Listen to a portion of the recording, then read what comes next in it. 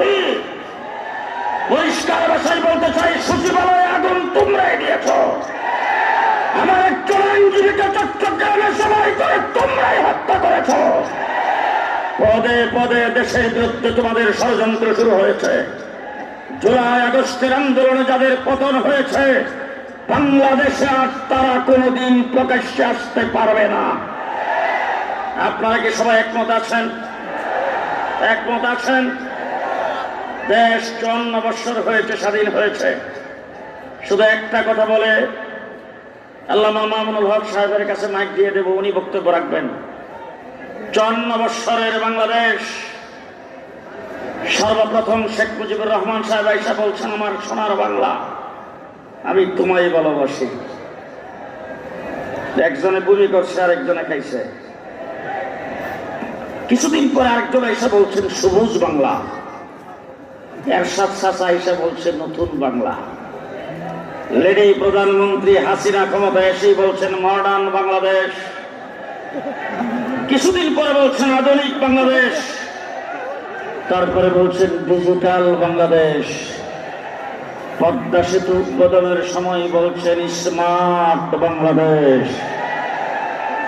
Vision 41। আমার আল্লাহ রাব্বুল আলামিন ডাক দিয়ে কয়, হাসিনা ভিশন 41 না, ভিশন 24। Vision 41, vision 24। বাংলাদেশ 54 বছরের ভিতরে যত বাংলার স্লোগান দেওয়া হয়েছে সব আমরা দেখে পেয়েছি। এদেশে কাঁচা মরিচের কেজি 1200 টাকা। দেশকে তোমরা তলাবিহীন জুড়িতে পরিণত করেছ।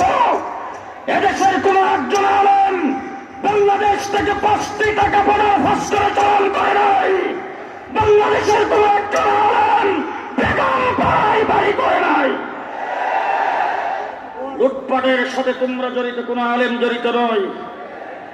54 বছর পর্যন্ত তোমরা দেশকে লুট করেছ। তোমরা দেশপ্রেমিকের স্লোগান দিয়েছ, দেশের ভালোবাসার স্লোগান দিয়েছ, দেশের সম্পদকে লুণ্ঠন করার জন্য, মন্ত্রী মিনিস্টার হওয়ার জন্য, দেশের বড় বড় পদ পদবি দখল করার জন্য। আমরা দেশকে ভালোবাসি ইমান হিসাবে।